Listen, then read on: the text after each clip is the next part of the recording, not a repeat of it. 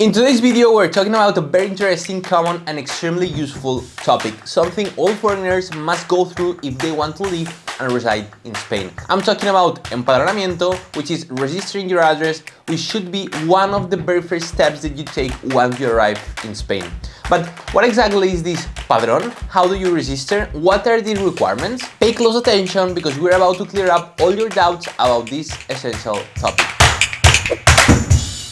Hello everyone, my name is Gerard, I'm the marketing responsible at Balcel Group and Immigration Lawyers.es, and in today's video we're covering one of the most important topics that you'll face as a foreigner in Spain, which is empadronamiento.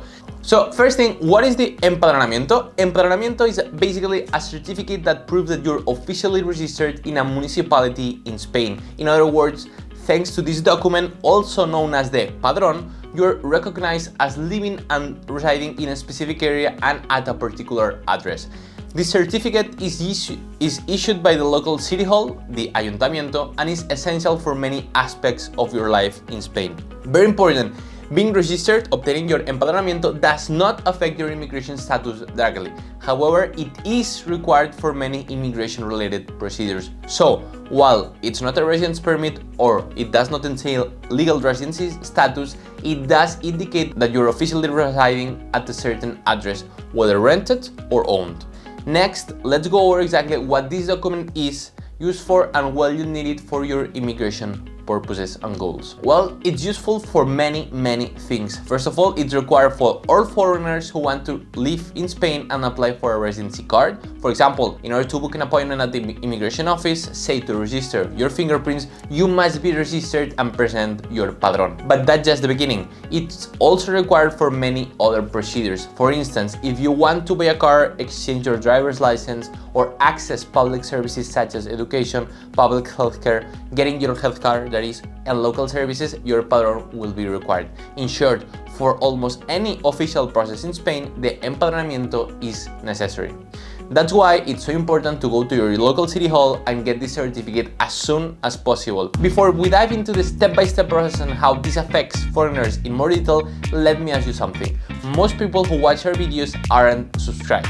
If you're one of them and you find out these videos are helpful, consider subscribing. Why? Because it really helps us keep creating content like this. And now, let's continue with the video. Now, let's explain why it's important for immigration-related matters. There are two main reasons for this. The first one being, as we mentioned earlier, it's required for any type of residence permit.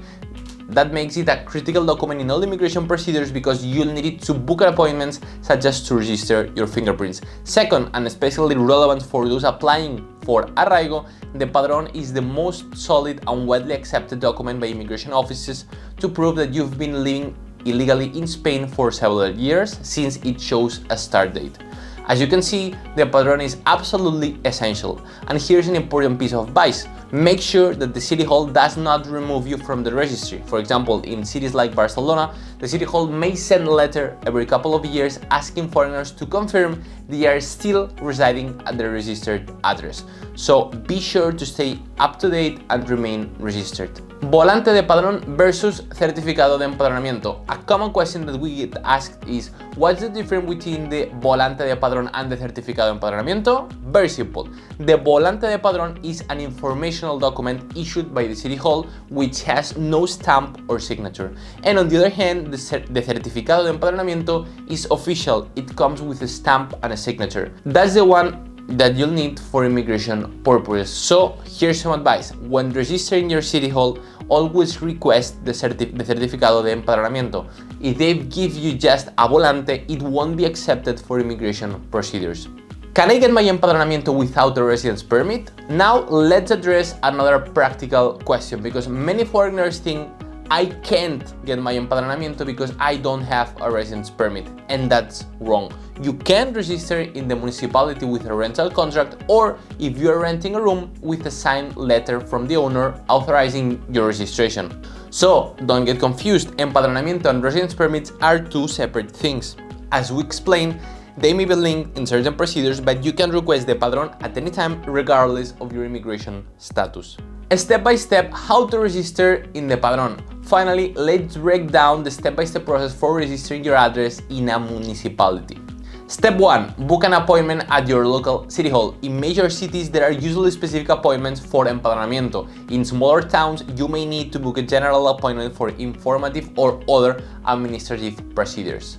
Step 2. Gather the required documents.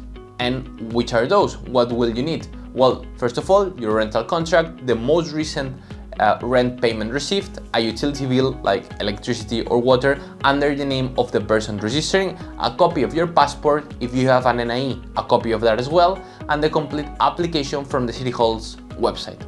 Step 3. On the day of the appointment, bring all those documents and present them to the municipal officer. In most cases, once the documents are reviewed, they'll register you on the spot and you'll receive your certificado de empadronamiento that same day. It's that easy. If you're renting a room, just bring a signed letter from the leaseholder authorizing your registration along with the rental contract.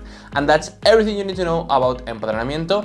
If you found this video helpful, interesting, then go ahead, subscribe, and importantly, if you have any questions or need personalized legal advice, write an email to us at info@balcelgroup.com and we'll guide you every step of the way. See you in the next one.